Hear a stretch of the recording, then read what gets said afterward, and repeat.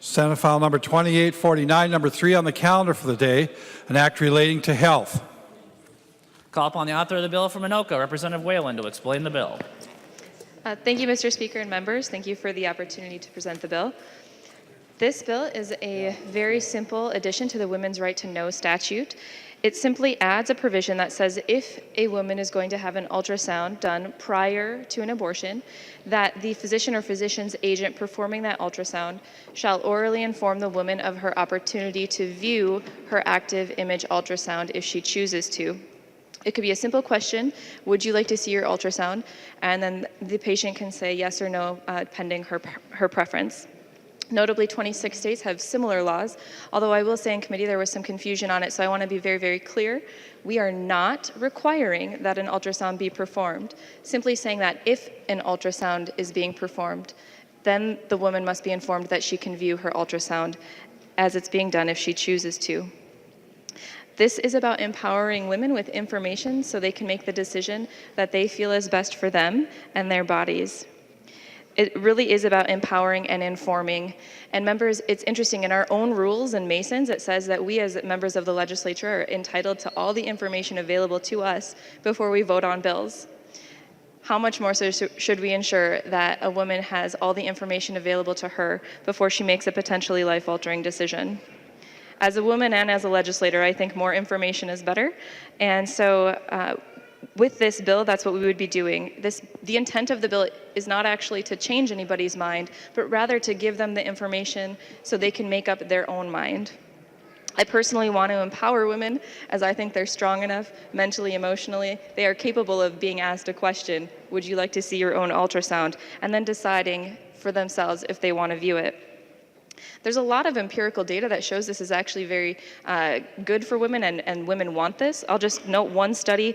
There was a study that analyzed over 15,000 visits by women to a clinic in California and found that among the small subset of women with low to medium decision certainty, when they're asked if they want to view their ultrasound and they do view it, a large number, or of that small subset, more do decide to continue to pregnancy than not. And so, while it doesn't affect the decision of every woman, most women, A, appreciate the question being asked, and B, if they are undecided, it can be very helpful to them. And I think personally that women like being asked the question because it's a procedure that's being done on their body. They want to be empowered with the decision of whether or not to view a procedure being done on their own body. And finally, members, I just would like to note that we do know while some women don't regret their abortions, some do regret their abortions. And we want to make sure at the beginning, at the outset, women have as much information as possible before they make this decision so that they can make the best decision for themselves and potentially avoid regretting that decision. The information we're offering to women in this bill is a picture, and some women would really appreciate that picture. So members, again, I would just ask for your support. This bill is about empowering women and giving them that opportunity to view their own ultrasound image. If you are pro-women and for information and choice, I would ask for your support. And Mr. Speaker, I'm happy to stand for questions.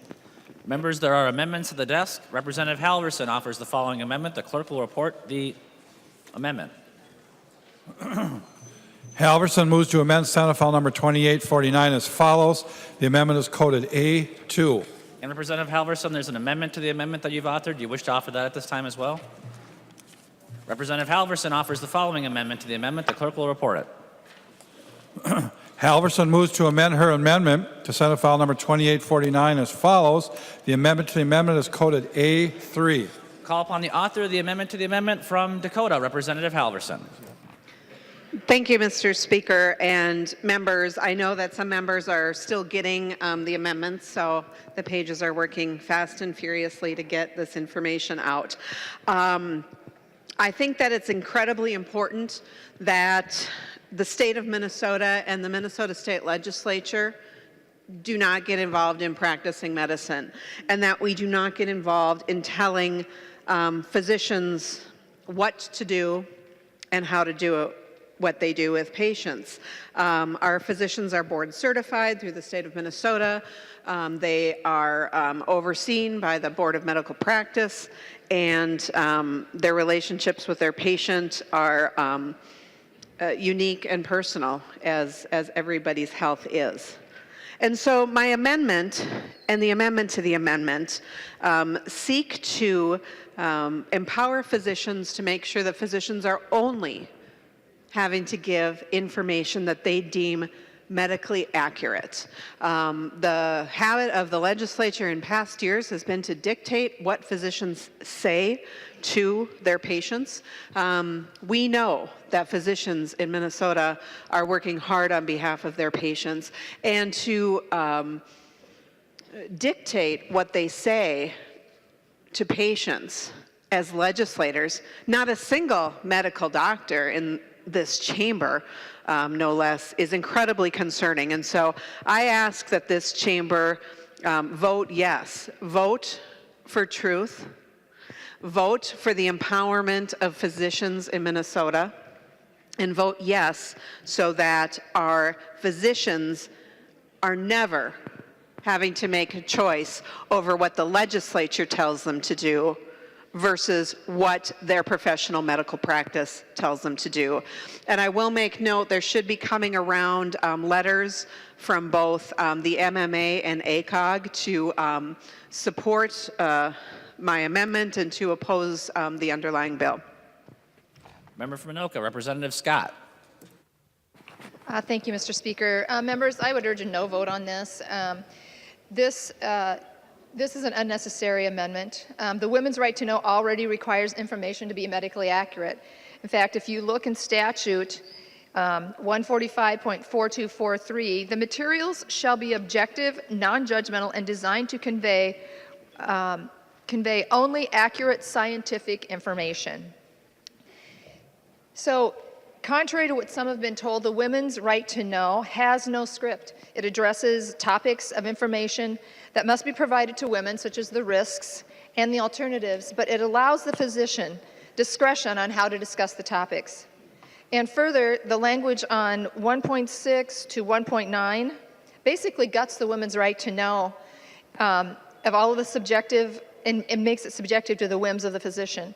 If the abortionist decides that he or she doesn't think it's appropriate to provide women with complete information required by law, then they wouldn't have to under this language.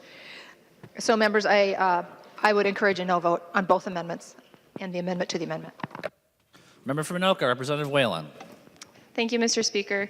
And I would echo Representative Scott's statements that this amendment is unnecessary. Women's right to know already in statute requires information to be medically accurate. Of course, we want women to have medically accurate information, and our law requires that. So rather than allow this to be interpreted subjectively, we think objectively as it is what should stand. And so, members, I would ask you to vote no on the amendment to the amendment.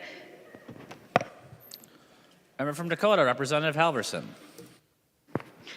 Thank you, Mr. Speaker, and I find it ironic that we're talking about the unnecessariness of my amendment. What we're discussing today is interfering with a doctor-patient relationship. The Minnesota State Legislature dictating to physicians how to practice medicine in the state of Minnesota. And I heard somebody saying that my amendment would be subject to the whim of the physician. Board-certified physicians in Minnesota are well-trained professionals. In fact, we have conversations all the time when we talk about licensing, when we talk about oversight of the Board of Medical Practice. The standards that Minnesota practitioners are put to when it comes to licensing in the state of Minnesota, they're quite high, and they're higher than other states in many cases. And so the thought that physicians are practicing on a whim when it comes to women's health it's insulting. The Women's Right to Know Act, when it was put into statute back in 2008, many people thought that was unnecessary. The state of Minnesota has a very robust Patient's Bill of Rights. We have a very robust Patients' Bill of Rights where patients are in charge of their health care, where patients have an expectation and are asked to hold their physician to an expectation, a high level of informed consent, regardless of the procedure. But here we are again, with just days left in the session, a lot of work to do, and we're talking about one specific medical procedure and interfering with one specific relationship between a doctor and a patient. And that's with regard to a patient who is seeking an abortion.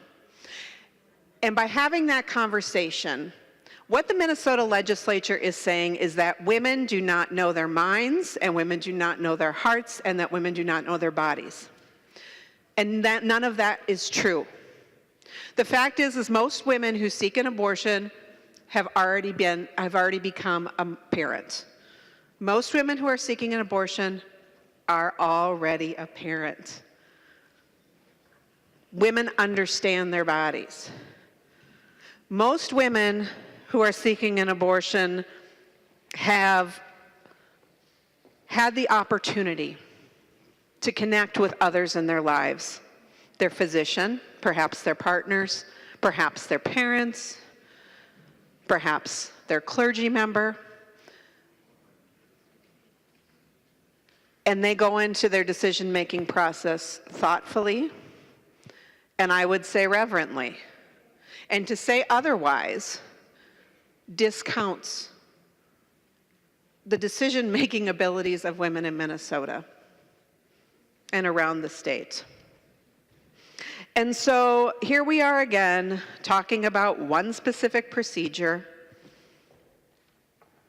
interfering specifically with something that women are seeking, assuming that physicians are not doing their job, not across the board. I hear a lot of support for physicians when we're in committee talking about training and licensure and practice, except when it comes to one procedure, which is one of the safest medical procedures that there is.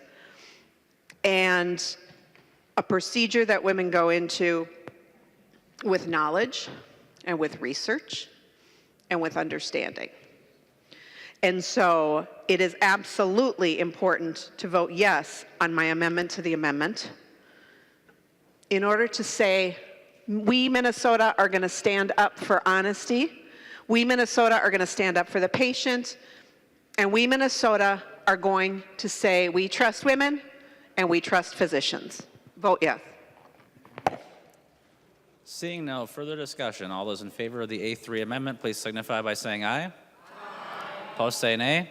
No. The motion does not prevail. The amendment to the amendment is not adopted. Members, we're on the A2 underlying amendment from Representative Halverson. Member from Dakota, Representative Halverson. Thank you, Mr. Speaker. I'm sorry that that amendment did not go on, as we're getting information here from the American College of Obstetricians and Gynecologists. These are the physicians who are charged with the care of women in the state of Minnesota, and they're opposed to this bill. And so I ask for a roll call on the A2 amendment. Seeing 15 hands, there will be a roll call. Representative Halverson. Thank you, Mr. Speaker. I ask you to vote yes. I ask you to vote for truth. And I ask you to vote in favor of this amendment. Discussion on the A2 amendment. Member from Anoka, Representative Whalen. Thank you, Mr. Speaker, and thank you, Representative Halverson, for the conversation here. I just want to make a few points. In any profession, there is disagreement, and so we know that one physician might think it's appropriate or reasonable for me to ask this woman, would you like to see your ultrasound? Another physician might say, no, it's not. And so personally, I don't want women in my district or in this state to wonder, am I going to show that I'm emotionally capable enough to this physician to be asked this question? I think women are emotionally strong and they're capable, and they all should be asked the same question. There's no reason to not ask this question. If we add this language, which says that the physician can decide whether or not they think it's appropriate, it becomes entirely subjective. Furthermore, just a clarifying point, the Women's Right to Know was passed in 2003, not 2008. The patient's Bill of Rights, actually, interestingly enough, does not apply to women seeking an abortion in an abortion clinic. By the definition, I checked that with our nonpartisan counsel. So the women's right to know is doubly important because this is the only statute that ensures women have the information and the rights available to them to get the information they need on this procedure. Also, I think it's important to remember that when women are seeking an abortion, this is not like going to a general practitioner. This is a doctor they don't see probably ever otherwise. It's hard to establish that trust and that working relationship. And so I think it is important to note that this is unique. This is a different sort of procedure. They may not see this doctor ever again. And we also know that we don't license and regulate abortion clinics in the state, and so it is different. And I think it's important to note that there are reasons we have different statutes governing this. So members, with that, I do want to note that in the interim time, you also had passed out to you testimony from 2 women who had an abortion and later on went to regret that decision and really believe firmly that if they would have had the opportunity to view their ultrasound, they may have made a different decision. And they want that decision for all the women in the state of Minnesota. So if you have not read that testimony, I would highly encourage you to read it. And for these reasons, members, I would just remind you again, in our current statute, already we require medically accurate information. The amendment is unnecessary. Please vote no. Member from Hennepin, Representative Loeffler. Well, thank you, Mr. Speaker. Members, when I was first elected, a medical professional from the University of Minnesota said, I have one piece of advice for you and a real request. He said he would be glad to be a resource to me on any health issue, and that things he didn't know, he would be glad to find me resources. But he said, the one thing I will ask you to do is don't practice medicine. And his example was a provision that was put into statute requiring availability of a particular cancer treatment, a woman's related cancer treatment, that had become out of date and the research had shown was not the best route to go. But we had endorsed it in statute, and so that was given stronger weight by some people than perhaps the medical research today would give it in any way. And he said, you will learn a lot about law, but you can never know what I know from going through all of my medical training and staying up to date on continuing education. And we need to honor that kind of request and assume that our licensed medical practitioners will do what is appropriate and what is evidence-based, and will have an honest discussion with their patient. They're required to for informed consent on every procedure. And I'm tired of seeing women's health being treated differently than any other health procedure in law, and I think we ought to respect the training of those physicians and not put these kind of provisions into state law. Member from Dakota, Representative McQuaid. Thank you, Mr. Speakers. Members, I think it would be very helpful for us to just remember that abortion is a medical procedure that women have for a myriad of reasons. A myriad of reasons. It is not something that women go into willy-nilly, maybe regret later. It is a medical procedure that is sometimes part of pregnancy care. To suggest that doctors do not have the professional judgment to know when and how often and what to say with their patients, and that we somehow know better, we know all of the reasons why women have abortions, and therefore this question should be asked every single time, undermines the fact that every single patient, every single Minnesotan who has any relationship with their doctor at any point in time is unlike any other Minnesotan, because we are all different people, we all have different medical needs and histories. Medical procedures that are the same from person to person are often for different reasons. So I hope that we vote for Representative Halverson's amendment here, because the professional judgment of the doctors often includes the understanding of their patient. Some women who have abortions do have them from doctors that they've had for a long time, that they know, that they have a relationship with. So let's not ascribe one procedure and say that all women have this procedure for the same reason. Let's let doctors do their job. Let's stay out of the exam rooms. And let's vote yes on Representative Halverson's amendment. Thank you. Member from Olmsted, Representative Liebling.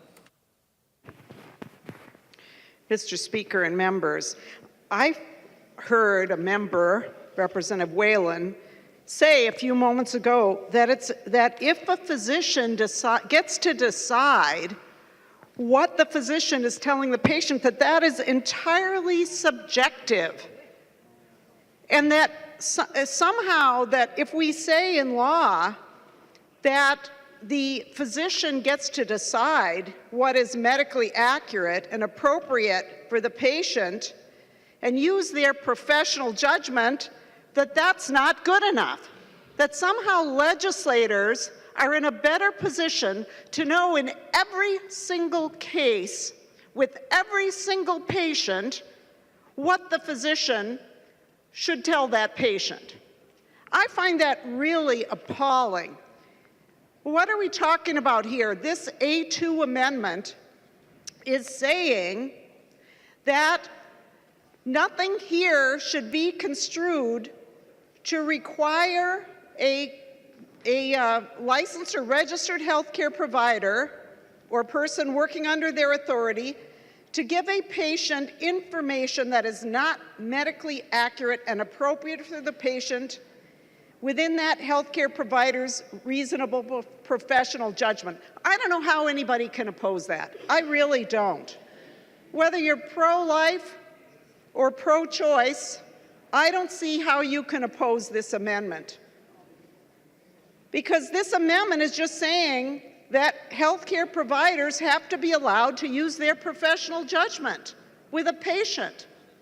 That's what they're licensed to do. Now, I had another amendment that I have pulled, members, that was kind of not a serious amendment, but here's what it said. It was an amendment that was going to suggest that in every case that woman's legislator should also be in the room. Well, obviously that's not a serious amendment. I did pull the amendment. But the point is there, that what members are doing is inserting themselves between the doctor and the patient. Our medical community in this state is very, very good. And for those who aren't good, we have procedures and we have a board of medical practice and we have a complaint process.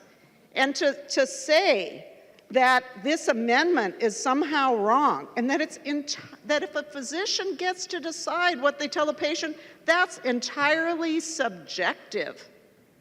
Wow. Wow. So when you go in for surgery on your appendix, whatever that physician is telling you, that's just subjective. You know, they're just making it up on the fly. I think that's an insult to our medical community. Every member on this floor should be voting for this amendment. Thank you. Discussion. Further discussion. Member for Minoka, Representative Whalen. Thank you, Mr. Speaker.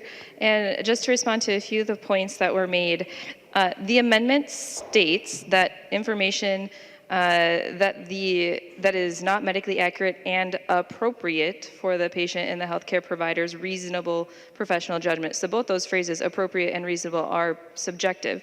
And remember what the underlying bill is saying, members. We're saying that the physician shall offer to a female the question, would you like to see your own ultrasound image? That is objective. We're going to ask all women the same question. And so I think it's insulting to women to say, no, we don't think that you should be asked that question. We think that some of you may be sure, but not all of you. And I think as women, we should be advocating for women to say, we want to empower you so you can make the decision about your body, not anybody else. At the end of the day, the doctor, your significant others, they all can give you the advice, and that's great, but you are the one that's going to make the decision. We need to put the power back in women's hands. Also, members, I really think that it's important to note that while a lot of women may end up changing their mind, not all of them will, and there are many studies that show even for women that go on to have an abortion, they still appreciate being asked the question. I'm just going to reference one of the studies done in the United Kingdom, which found that of the women who saw their ultrasound scan, 24% said they would have liked to see it to aid their decision-making as a right or out of curiosity. And given the choice, a larger number of women would have liked to see their scan than actually ask. And women request to see their ultrasound images for their own individual reasons, which should be respected. So there are many reasons women may want to or may not want to view their ultrasound, but that decision should be in their hands. And so for that reason, I would ask you to vote no on the amendment. The author of the amendment from Dakota, Representative Halverson. Thank you, Mr. Speaker, and thank you, everybody, for the discussion. Feels like it's coming down onto two sides. One, are the physicians of Minnesota, the board-certified, medically trained physicians of Minnesota, incapable of practicing medicine? So incapable that they need the state of Minnesota to dictate to them. And to say that this amendment is in any way creating subjectivity in medical practice it's inaccurate. And what we want is for everybody to have access to the accurate information, to medically appropriate information. And if the physician is using their reasonable, professional medical judgment, we should expect nothing less. If the legislature is using our regional professional judgment to dictate healthcare in Minnesota, we should be terrified as patients in Minnesota. It is not the job of this body to practice medicine. It is not the job of this body to dictate what patients and doctors discuss in the privacy of their office visit. If it's a general practitioner or if it's a specialist that you see once or twice, it is not the job of this body to interfere in that relationship. And so, if we want to talk about empowering patients, we have to empower patients to get the medically accurate information that they deserve from the professionals who practice medicine. And I'll tell you, any day of the week, nobody is going to call me up and ask me for my opinion on their healthcare decisions. Nor should they. That's not my job as a state legislator. They should call their physician, who should use their reasonable professional judgment in advising them in their care. Please vote yes. Seeing no further discussion, the clerk will take the roll on the amendment.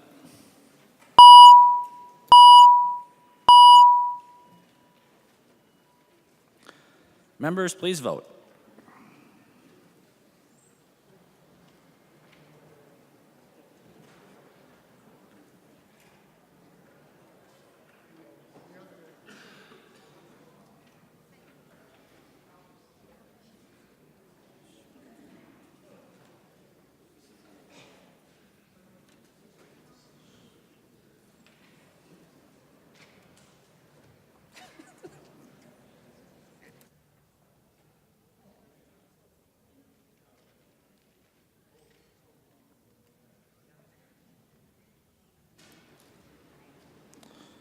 The clerk will close the roll.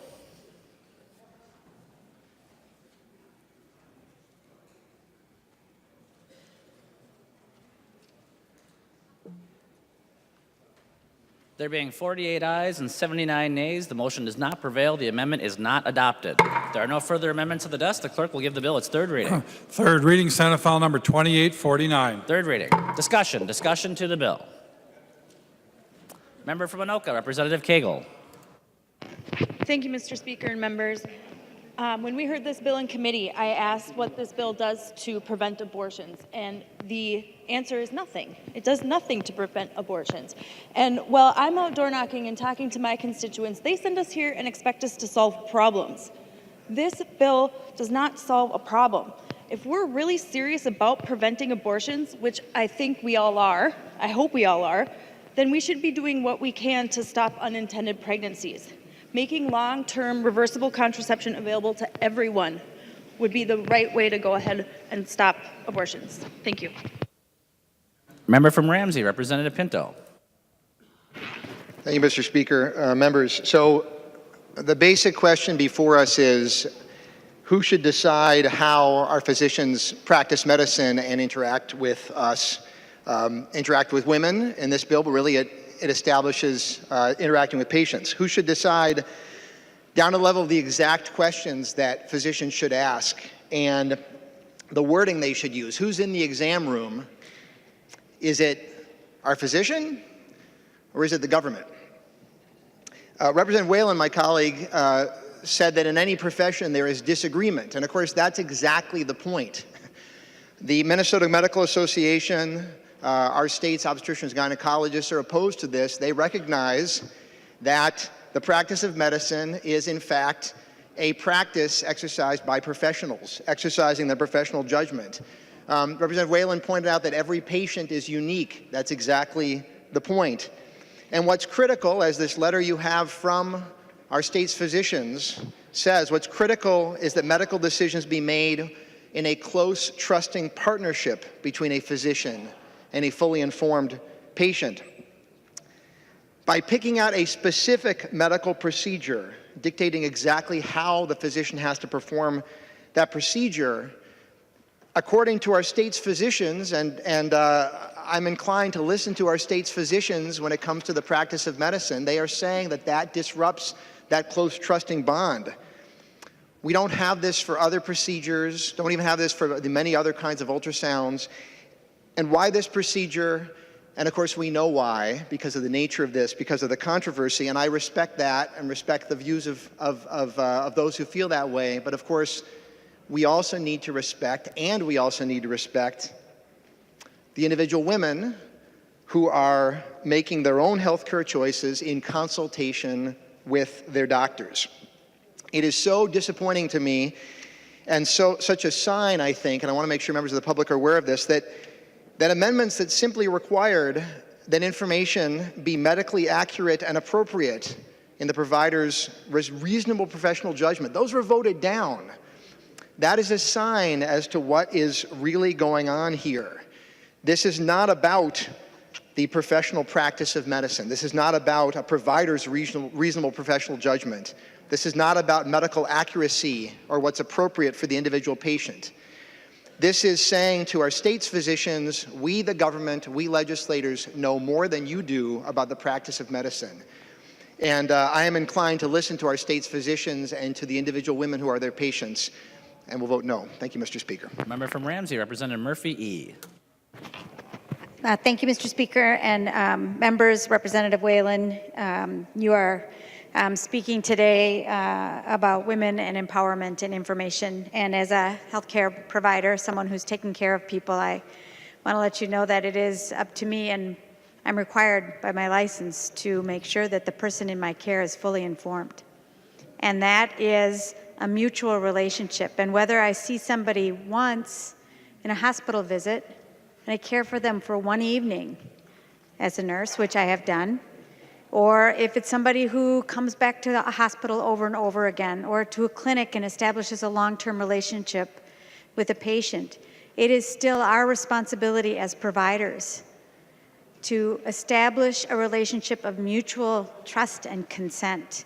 Part of my job as a provider is to make sure that the person in my care understands what it is that's being discussed. And nurses are excellent in that, and so are doctors, licensed providers. That's our professional obligation.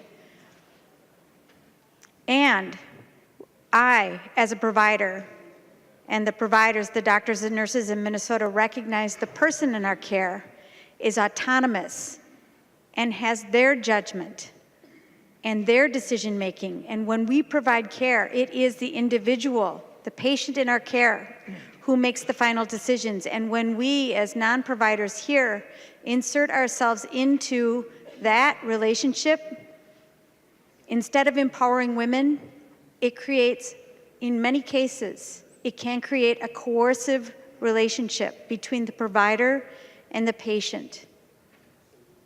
And we shouldn't insert ourselves there because we, most of us, are not healthcare providers.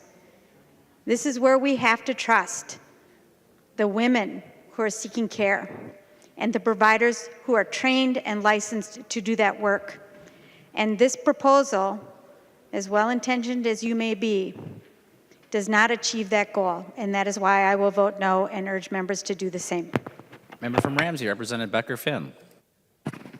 Thank you, Mr. Speaker. I just wanted to point out the irony of the other side of the aisle pointing to this as a right to know bill at the same time that we've had opposition against teenagers having the right to know how their bodies work. So if we're really serious about women being fully informed about their medical decisions, then we should also be doing that work when it comes to sex education and making sure that our young people understand how their bodies work and we're not withholding information from them, because that's a more important right to know than being able to see an ultrasound that they already have a right to see. So just wanted to point out that irony and encourage folks to vote no. Member from Douglas, Representative Franson. Thank you, Mr. Speaker and members. Representative Whalen, thank you for bringing forward this bill. You know, these bills are very difficult for the bodies on both sides because they get very emotional and we are very invested in our beliefs. And many of us believe that life begins at conception. Others believe that it's just a clump of cells and that that life can be just exterminated because it may not fit in the woman's life. But members, I've heard a couple of interesting things, that abortion is health care. Well, I would ask you, and I want you to think about this, that if abortion is truly health care, if it's truly health care, then why does the baby die? Abortion is not health care, and it certainly is not pregnancy care. Member from Dakota, Representative May Quaid. Thank you, Mr. Speaker. Members, abortion is part of pregnancy care, and I'll tell you one story as to why.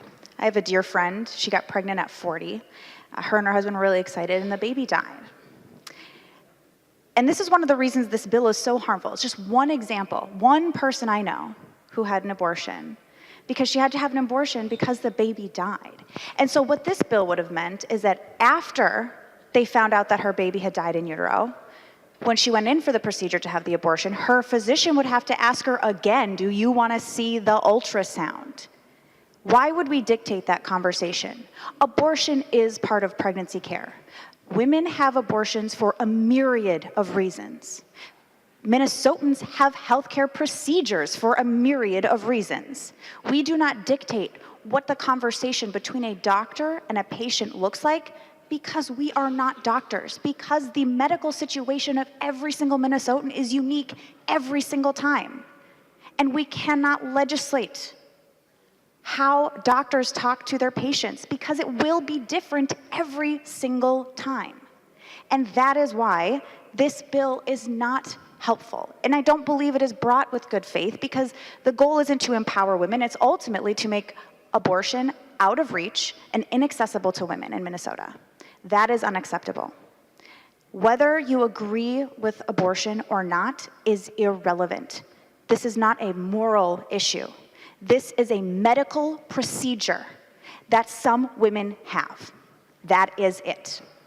Our beliefs about that procedure do not get dictated into law, just like other beliefs about medical procedures that other Minnesotans have do not get dictated into law.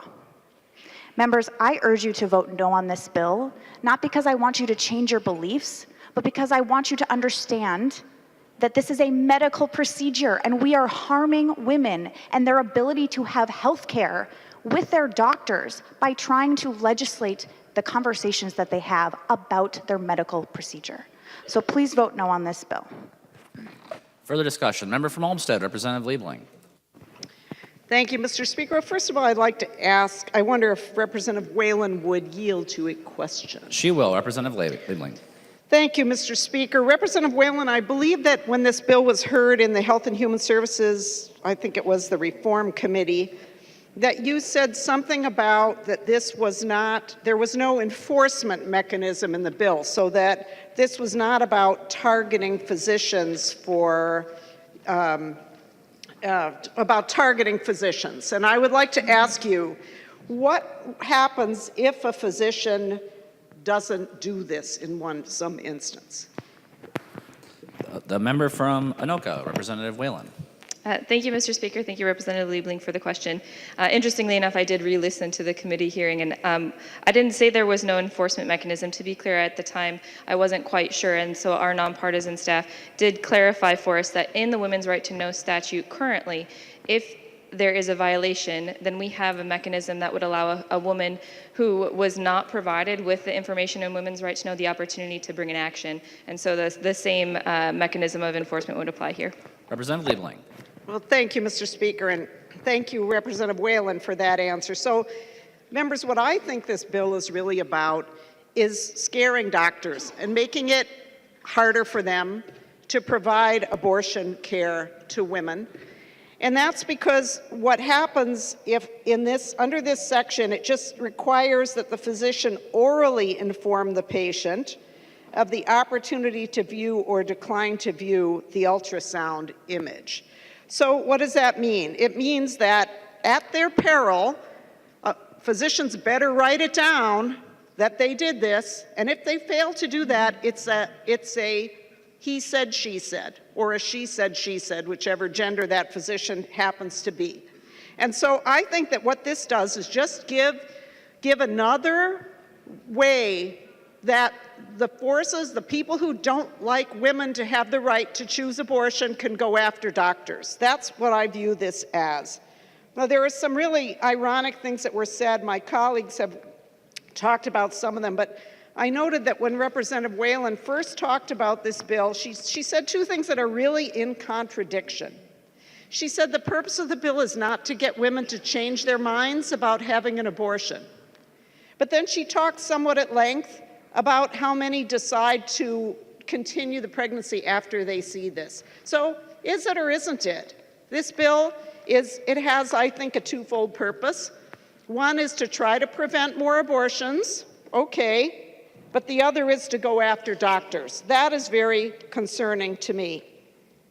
Because there really is a presumption in this bill that physicians are not concerned about the welfare of their patients. That is the presumption under which this bill is coming forward, and that they need to be micromanaged. And if we, the legislature, don't micromanage them, they will not do the right thing.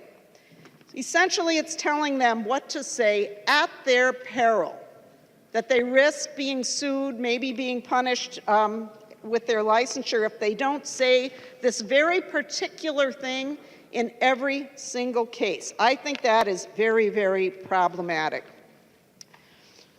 I also want to mention Representative Whalen has sent us a couple of letters here that she's bringing forward as support for a position. I'm looking at these letters. They are one is from an abortion that took place in 1998, and the other is from 1990. So if at one time this bill would have made any difference, that time is not now, because as we've been discussing here on the floor, there's already a lot in statute that has to be told to a woman, but way before she ever gets to the point of actually having an abortion.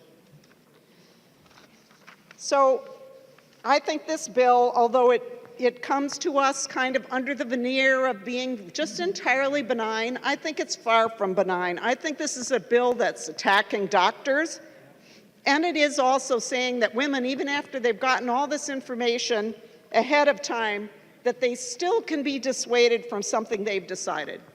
And finally, members, before I sit down, I want to respond to something that Representative Franson said.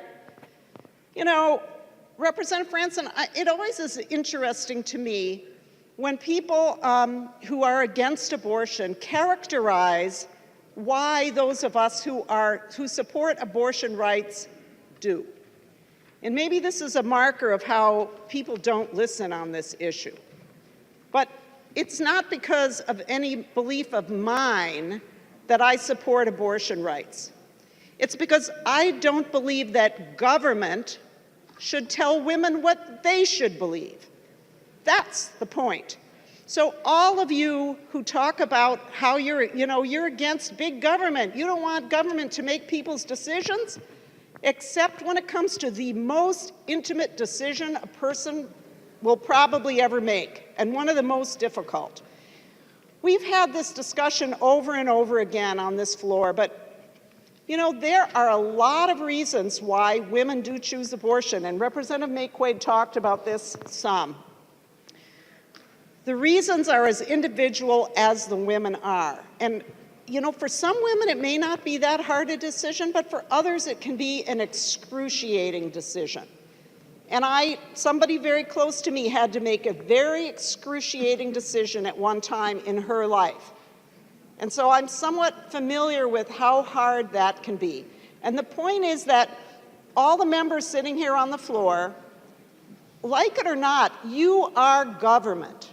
You are government. And when you tell women, when you try to influence them in their most intimate decisions, in the things that they should be talking about with their doctors, with the people who love them and who they love, maybe with their clergy, but you want to insert yourself into that decision.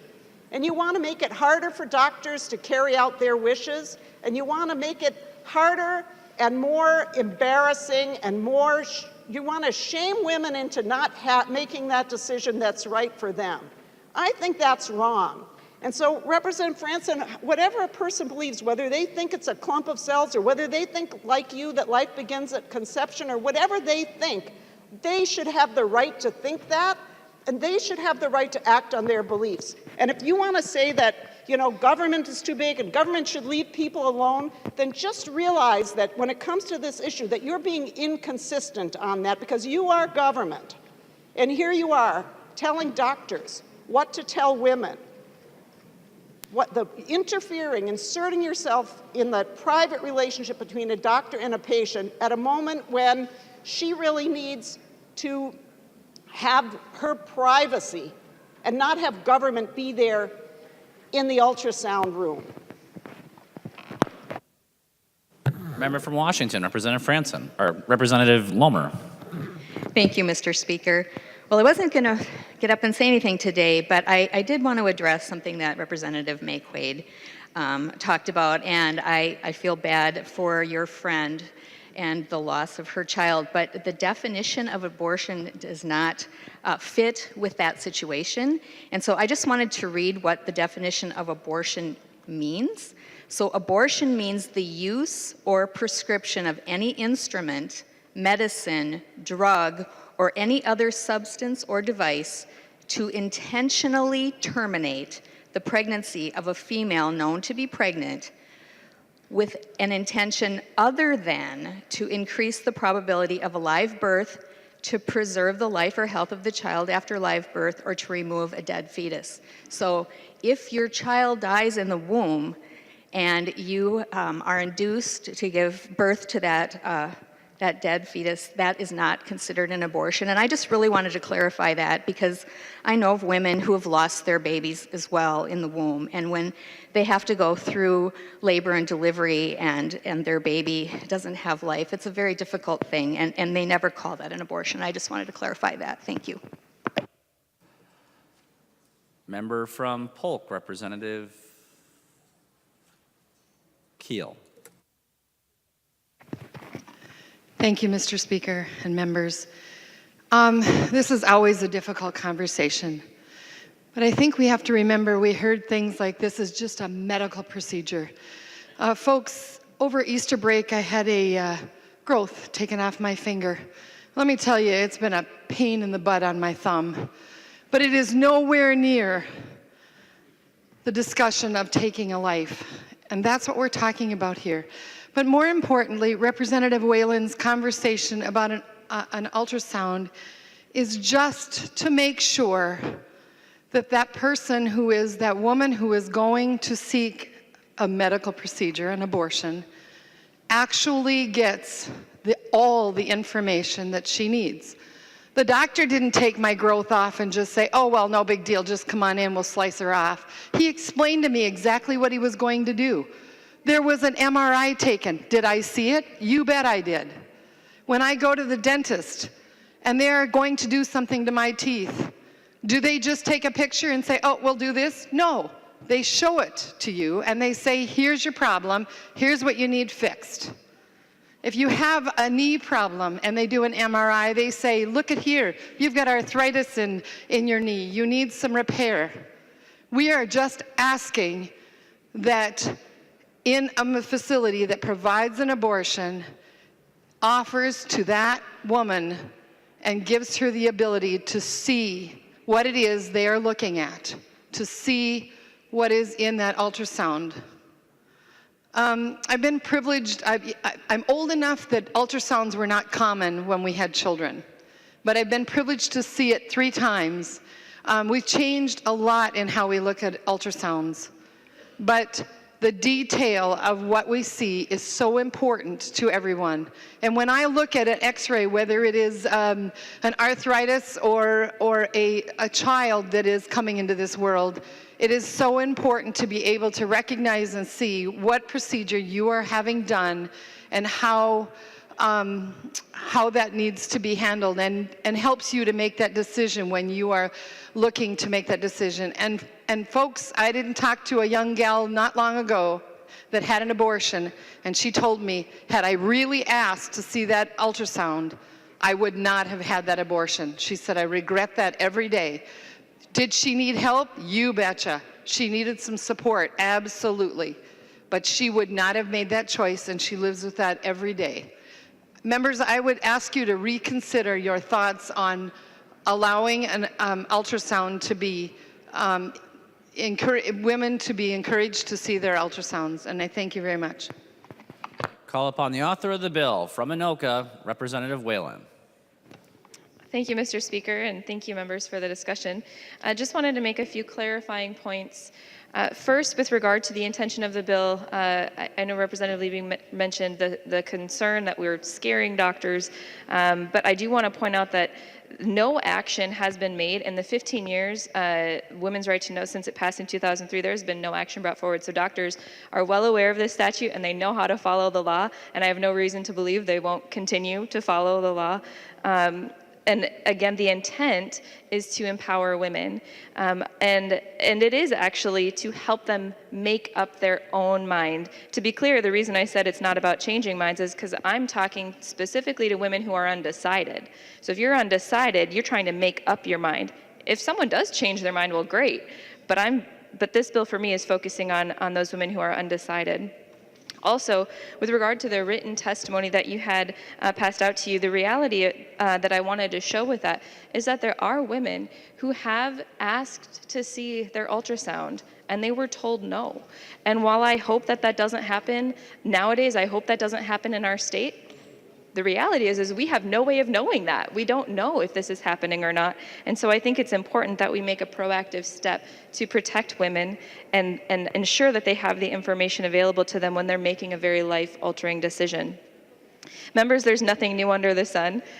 We have in every arena, whether you're a legislator or whether you drive trucks or whether you're a physician or whether you're an astronaut, we have good actors and bad actors. And so I know that there are members in this body who practice medicine, and I think you probably do a phenomenal job. But there are some that may not, and I want to ensure that whatever physician my constituents are seeing in this state are offered the same opportunity to view their active ultrasound image. To me, it is actually insulting to physicians and to women to suggest that asking a simple question would be shaming them. I have study after study here, and I'll just note a few, that show women want this. They want to be asked. There's a study here, patient viewing of the ultrasound image prior to abortion, that says many women seeking abortion care want to view their ultrasound image when offered the opportunity. That was the conclusion. Another study, women's perceptions about seeing the ultrasound picture before an abortion, concludes that offering the choice to view is both feasible and beneficial to women. Yet another study shows that when women are asked the question, voluntary viewing may contribute to a small portion of them with medium or low decision certainty continuing to pregnancy. And finally, another study notes that women wanted a choice of whether or not to view the ultrasound because they felt it was their right to decide whether access to this aspect of their personal health information is up to them. And they wanted providers to engage in this discussion with them with respect. And so, members, I really appreciate the conversation on this. And just the final closing points, we've talked a lot about how abortion is a different sort of procedure, and and it is a different sort of procedure. In this procedure, we know that there's actually 2 patients, and so we do make other provisions around this. And so I'm going to ask for your yes vote on this bill. Thank you, Mr. Speaker. Seeing no further discussion, the clerk will take the roll on the bill.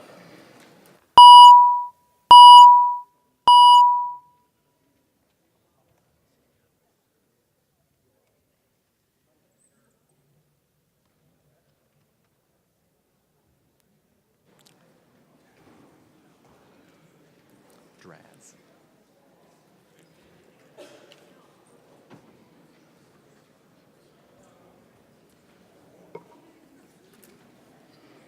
The clerk will close the roll.